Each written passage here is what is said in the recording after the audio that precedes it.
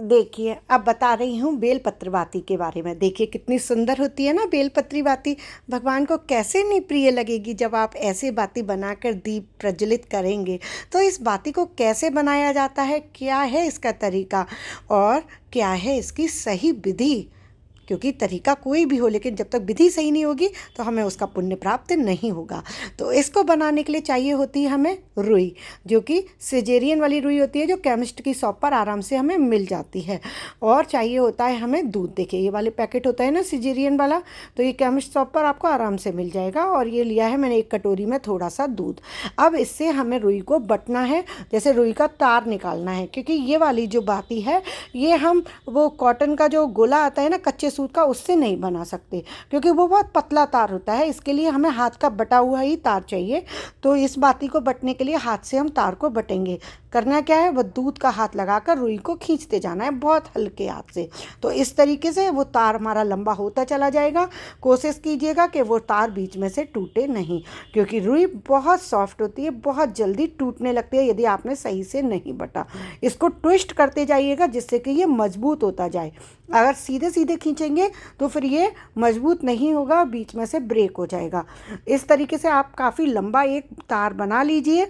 जब लंबा तार बन जाएगा तो उसके बाद का प्रोसीजर फिर मैं आपको बताती हूँ वीडियो में, साथ में आप मेरे कोशिश कीजिएगा तो आप भी ये वाली बातें बना सकेंगे बहुत आराम से।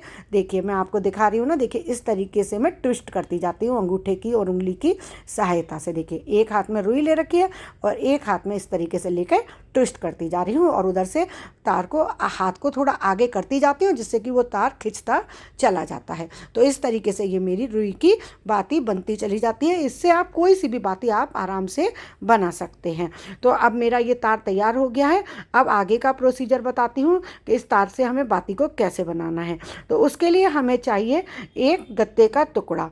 उससे पहले मैं आपको बताती हूँ ये बाती कितने तार की बनती है। तो मैंने ये गत्ते का टुकड़ा ले लिया है और इस बाती को बनाया जाएगा 16 तार का। 16 तार का यानी कि जब दोनों साइड का गिने तो ये 32 तार की हो गई, ठीक है ना। तो ये 16 तार की हमें बत्ती बना के तैयार करनी है। 16 बार हमें इस गत्ते के टुकड़े पर इसको लपेट लेना है। तो ये मेरी 16 बार काउंट पूरी हो चुकी है। अब मैं इस गत्ते में से इसको निकाल लूँगी। और देखिए अब मैं क्या करूँगी, क्योंकि धीरे धीरे बताती हूँ, नहीं तो स्पीड में बताऊँगी तो आपको समझ नहीं आएगा।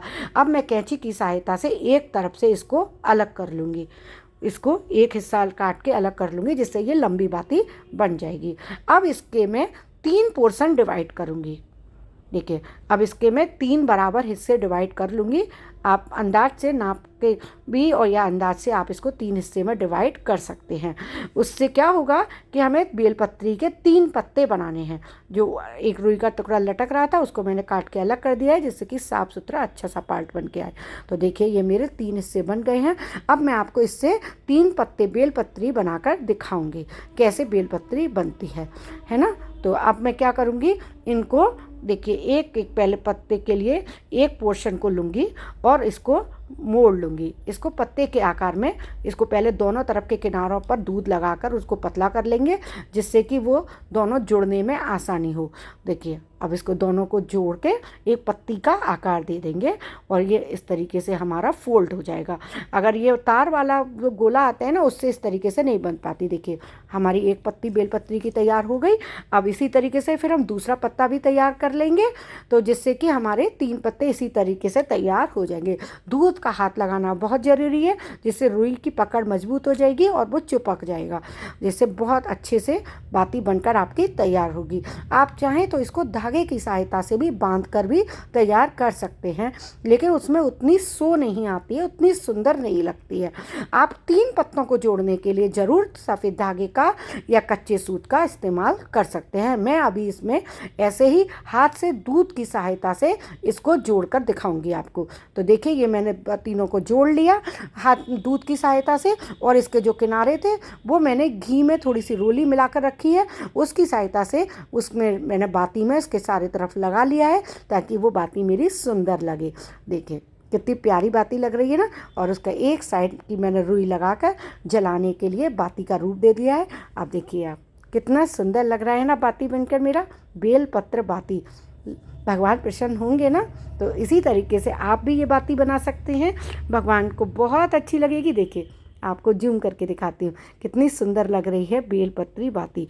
आपको वीडियो अच्छी लगी हो, समझ में आई हो तो मेरे चैनल पर बने रहिएगा और चैनल को लाइक और सब्सक्राइब करना बिल्कुल मत भूलिएगा। और श्रावण मास चल रहा है, अपने इष्ट मित्रों में, फ्रेंड्स में इसको शेयर भी कीजिएगा जिससे वो लोग भी इस वीडियो का लाभ प्राप्त कर सकें।